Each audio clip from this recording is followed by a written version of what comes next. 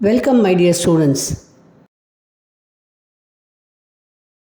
Today we are going to see something about capacitors in chapter 2 of your class 12 syllabus. Let me ask you some questions. Do you have a mobile phone at hand? Definitely, the answer for this question is yes. Have you taken good photographs in the night? Must be yes, because most of you would have taken photos and videos in the night. How do you illuminate the area? The answer is by flashlight in your mobile phone. My next question, what powers that flashlight? Immediate answer you will give, that is the mobile phone battery. My question, next question, what is the nature of the battery? Maybe here you may be little hesitant to answer. The mobile phone uses a lithium ion battery. This is an electrolytic cell about which you will be studying in the chapter 3. But when I say electrolytic cell, the immediate question in your mind is that how does the electrolyte, which is a liquid, doesn't flow when we are dropping the mobile phone on the ground? It is because this battery we use in the mobile phones, they are all dry cells where the liquid electrolyte is kept inside a sponge so that it doesn't fall down even when the mobile phone is dropped down. Next, the most important question of today, how does a camera flash release such a massive burst of light within such a small amount of time? But as I told you earlier, this lithium ion battery is only 3 to 4 volts. So, and the battery is with such a small value, providing such a small voltage. How does the camera flash release such a big amount of light? This is all because of a tiny electronic component known as the capacitor. The capacitor is a system of two conductors separated by an insulator. Now the immediate question in your mind, can a single conductor act as a capacitor? Yes, it can also act as a capacitor provided we can assume that the other plate is at infinity. Normally you have two plates, there is a potential difference between the two plates. In the diagram you have two plates P1 and P2 which are separated by a distance of d. The electric field E runs from plate 1 to plate 2. We know that the potential is directly proportional to Q or Q by V. The constant of proportionality C, which is equal to Q by V, is called as the capacitance. I told that there is an insulator in between the plates of the capacitance.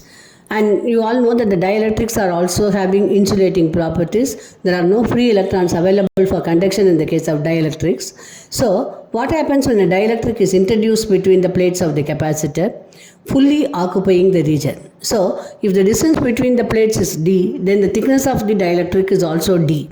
In that case, the capacity increases by a factor of k as seen from the formula C equal to epsilon naught Ka divided by d, where K is the dielectric constant of the medium in between the two plates.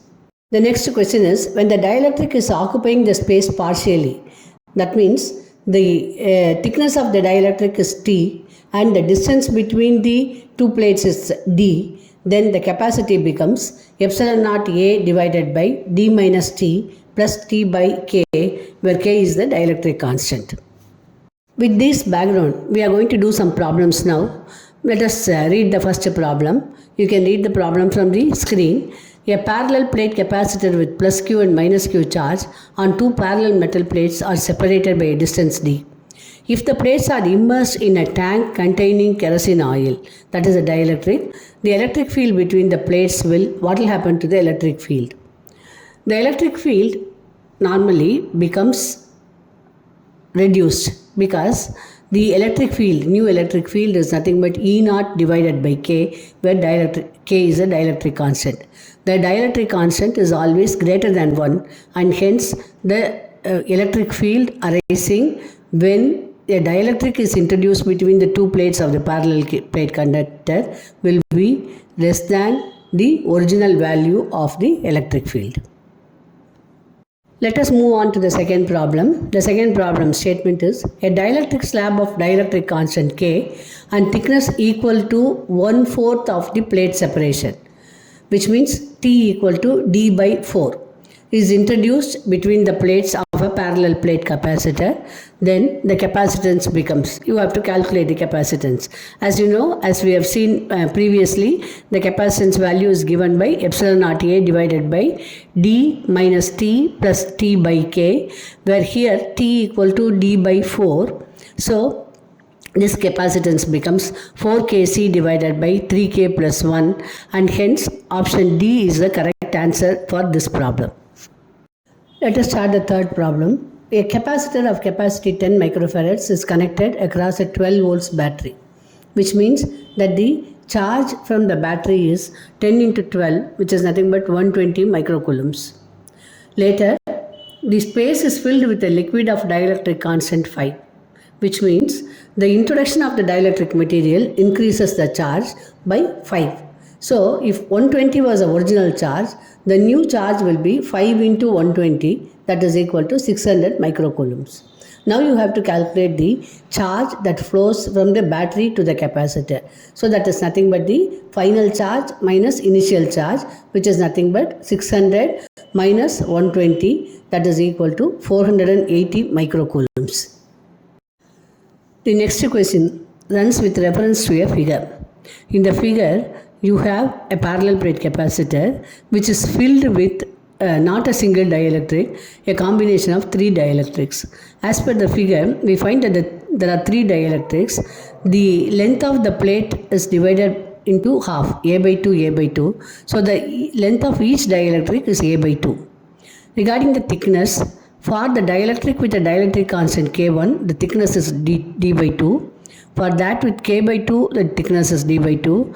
And for the dielectric with the dielectric constant K3, the thickness will be D. Now you have to calculate the resultant capacitance. This actually works like a system of 2 capacitance K1 and K2, C1 and C2, which are in series, and the second capacitance, that is the equivalent thing we have to calculate, which is the equivalent of C1 and C2 in parallel with the C3. So C equivalent will be nothing but C3 plus C1 C2 divided by C1 plus C2. Now you have to calculate C1, C2 and C3 individually. And from the formula we can directly calculate. We know the length of the plate as A by 2 and thickness as D by 2 for first capacitance. So C1 will be K1 epsilon naught A by 2 divided by D by 2. C2 will be K2 epsilon naught A by 2 by D by 2. C3 will be K3 epsilon naught A by 2D.